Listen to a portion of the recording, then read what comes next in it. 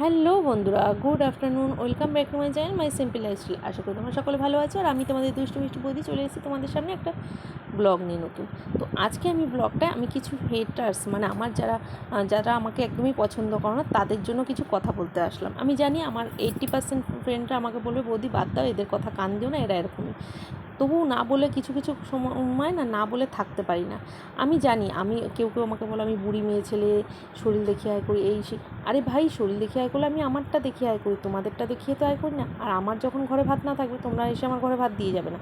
তো সেই জন্য বলছি, যাদের আমার ভিডিও ভালো না লাগে তারা অনলি ফর স্কিপ করতে পারো, ঠিক আছে? বেকারি করতে যেও না। আর আমি মনে করি না এমন কোনো আমি পোশাক পরি কিংবা এমন কি অন্যরকম ভিডিও করি যার জন্য বিশাল কিছু খারাপ হয়ে যায়, ঠিক আছে? এর থেকেও 3 ডবল বাজে বাজে ইউটিউবে অনেক অনেক মহিলারা আছে যারা ভিডিও করে। যাও, যে দেখতে পারবে আশা করছি। যারা বেশি আমার ভিডিওতে এসে সতী সাজো না, তাদেরকে বলছি, এত যখন সতী তাহলে ফোন ব্যবহার করছো কেন? অতিরিক্ত সতীত্ব লোকেরা না ফোন ব্যবহার করে না কেন বলো তো? তারা টিপটপ ফোন ব্যবহার করে, তারা কোনো অ্যান্ড্রয়েড সেট ব্যবহার করে না, কারণ তারা সতী তো, তারা তো সেকেলের লোক। তারা সেকেলের লোকরা না এই সমস্ত ফোন ইউজই করতে জানতো না। যদিও বা দরকার ভবিষ্যতে করে, তো কিপ্যাড ইউজ করে, মানে অ্যান্ড্রয়েড সেট ব্যবহার করে না। কারণ আগেকার যুগের লোকেদের তো অ্যান্ড্রয়েড সেট ছিল না, তাদের তো টেলিগ্রাম ছিল আর চিঠি ছিল। তাই তোমাদের এখন চিঠি টেলিগ্রামটা হয়তো অতটা চল নেই, তো তোমরা অ্যান্ড্রয়েড সেট না ব্যবহার করে এখনও কিপ্যাড ফোন ব্যবহার করা যায়, তো সেটা ব্যবহার করো। সেটাই তোমাদের মেন্টালিটির জন্য যোগ্য, ঠিক আছে? আমাকে আমার মতন ভিডিও করতে দাও। আমি তোমার ঘরে খেতেও যাই না, পড়তেও যাই না, না তুমি আমার সংসারের খরচা দিতে আসো, না আমাকে জামা কাপড় কিনে দাও। যদি এতই আমাকে খারাপ লেগে থাকে তাহলে আমার এক কাজ করো, যারা যারা বলছো না তাদেরকে তারা আমার অ্যাকাউন্ট নাম্বারটা আমি তাদেরকে পার্সোনালি পাঠিয়ে দেবো। তারা আমাকে কিছু বেশি না, অনলি 10,000 টাকা করে এক একজন পাঠিয়ে দিও। আমি সুন্দর সুন্দর পোশাক কিনে তারপর তোমাদের সামনে ভিডিও করব, তখন বলবো, ঠিক আছে? আর বেশি না, পোশাকের জন্য 10,000, আর আমার মান্থলি আমার সংসার খরচা 10,000, 20,000 টাকা করে মান্থলি আমাকে পাঠিয়ে দিও। তারপর দেখো আমি একদম তোমরা যেইভাবে বলবে, ঘোমটা দিয়ে বললে ঘোমটা দিয়েও পরবো, কিংবা মাথায় যদি বলো প্লাস্টিক চাপা দিয়ে, মুখে যদি প্লাস্টিক চাপা দিয়ে ভিডিও করতে বলো সেটা করেও করবো, ঠিক আছে?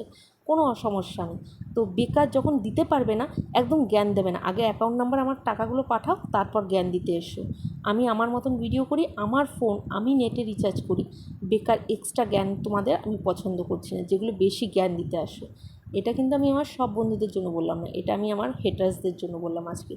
কিছু কিছু লোক এত মানে দেখবে, খরচা করে কষ্ট করে আবার টাইপিং করে মেসেজ করবে, আবার বলবে কি ভালো লাগে না তোমাকে দেখতে। আরে ভাই, ভালো লাগে না যখন স্কিপ করো না, এত কষ্ট করো কেন? কষ্ট করে আবার SMS করো কিসের জন্য?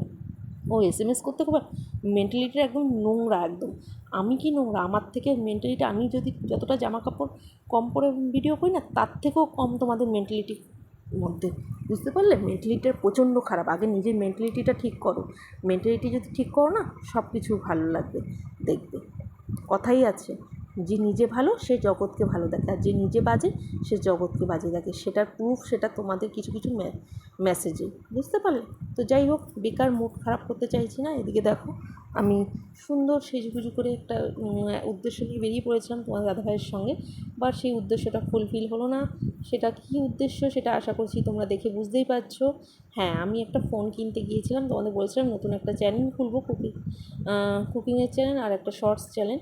তো সেটার জন্য একটা ফোন দরকার, কারণ একটা ফোন আমার, তোমরা জানো, আর একটা ফোনে অলরেডি আমার ফেসবুক পেজ চলে, একটা ইনস্টাগ্রাম চলে, প্লাস ওয়াইটি চলে। তো সেই কারণে আমি না আর ওটা আর পারছিলাম না অন্য কোনো করতে। তো ভেবেছিলাম যে আমার কিছু মানে জিরো পেমেন্টে যদি, ডাউন পেমেন্টে যদি ফোন পাওয়া যায়। তো সেরকম আমার রেঞ্জের মধ্যে হয়নি। আর এই মুহূর্তে আমার কাছে সেরকম পেমেন্টও নেই যে আমি ডাউন পেমেন্ট সেরকম পরিমাণে করে, এরা অনেকটা ডাউন পেমেন্ট করতে বলছে, আর সেটা আমার পক্ষে এই মুহূর্তে সম্ভব ছিল না। তো যাই হোক, ওই কারণে আমাদের আর সেই জিনিসটা নেওয়া হয়ে ওঠেনি। নেওয়ার ইচ্ছে ছিল, তাই ভেবেছিলাম তোমাদের সঙ্গে শেয়ার করবো। বাট যাই হোক, কী আর করা যাবে, কপালে না থাকলে কি ঠকটাকালে হবে কি, কথাটা যে এরকম, সেটা হলো আমার সঙ্গে আজকে শুট খেয়ে গেছে। আমার কপালে নেই, আর কি করা যাবে। তো যাই হোক, মনটা একটু খারাপ হয়ে গেছিলো, কিন্তু কিছু করার নেই। যখন যেটা হওয়ার সেটাই হবে। ভগবান তোমার জন্য যেই টাইমে যেটা ঠিক করে রেখেছে সেই টাইমেই তোমাকে ভগবান সেটা দেবে, আমি সেটা সবসময়ের জন্য মনে করি। আমার কপালে যেটা ভগবান লিখে রেখেছে সেটাই হবে। আমি শত হাত পা ছিটকালেও সেটা হবে না যেটা আমার কপালে নেই। তো সেরকমই এটা হলো একটা ব্যাপার। অনেক করলাম, ট্রাই করেছিলাম, বাট আমার রেঞ্জের মধ্যে হয়নি। আর যেই জিনিসটা নিতে চাইছিলাম সেই জিনিসটা আরই হচ্ছিল না। ওর থেকে হয়তো কম রেঞ্জের মধ্যে নিলে হয়তো হয়ে যেত, বাট আমি চেয়েছিলাম যে একটু কষ্ট করে হলেও একটু ভালো জিনিসটা নেবো। তো যাই হোক, কিছু আর করার নেই, মন খারাপ নিয়ে রীতিমতন দোকান থেকে বেরিয়ে আসতে হলো। আর বেরিয়ে এসে ভাবলাম চলো কী করি। আর দেখতেই পড়লে আমাদের রাস্তাগুলো কীরকম, গ্রামের রাস্তায় কীরকম অন্ধকার। এটা হলো আমাদের একটু শহরের মধ্যে, মানে একটু টাউনের দিকে আমরা আসতে হয় আমাদের কোনো কিছু কেনাকাটা করতে হলে। আমাদের বাড়ির থেকে প্রায় 20 থেকে 25 কিলোমিটার দূরত্বে আসতে হয়। তো সেখান থেকে বেরিয়ে চলে গেছিলাম একটু কেকের শপে, টেস্টি অ্যান্ড বাইট, যেটার কেকটা আমার খুবই ভালো লাগে। আমি এইদিকে আসলে পরে আমি এই দোকানের কেক বলো, প্যাটিস বলো, আমি বড্ড পছন্দ করি। কুকিজ বলো, সব কিছুই আমি পছন্দ করি এই দোকানটা। তো একটা ম্যাঙ্গো, কাঁচা ম্যাঙ্গো সে প্যাটিস খাচ্ছিলাম আমি। আর তোমাদের দাদাভাইকে বললাম তুমি কি খাবে? তো বললো না আমি খাবো না। তো যাই হোক, দেখো তোমাদের দাদাভাইকে দিতে যেয়ে আমি হাত থেকে পড়ে গেল আর কি। আর এই পেটিসটা না আমার খুবই পছন্দের একটা পেটিস, বেশ একটু টক লাগে, তো ভালো লাগে বেশ খেতে। ফ্লেভারটাও সুন্দর লাগে, আর স্মেলটাও একটু, ফ্লেভার তো সুন্দর লাগে, আবার স্বাদটাও বেশ একটু টক লাগে, ভালো লাগে। আর তোমাদের দাদাভাই বললো চলো একটা কাজ করো, তোমাদের দাদাভাইকে বললাম তুমি কী খাবে বলো?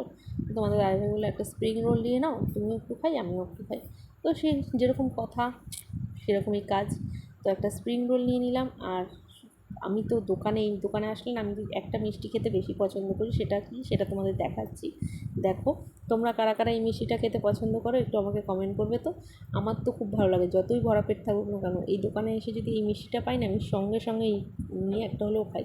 আর দেখো সেই কাচের বোতল, আমার সেই পুরোনো দিনের কথা মনে পড়ে গেলো। আগে ছোটোবেলায় যখন বাবা মার সঙ্গে দুর্গা ঠাকুর দেখতে বেরোতাম, একটা কোল্ড ড্রিঙ্কস 10 টাকা দামের এই কাচের বোতলে কোল্ড ড্রিঙ্কস খেতাম।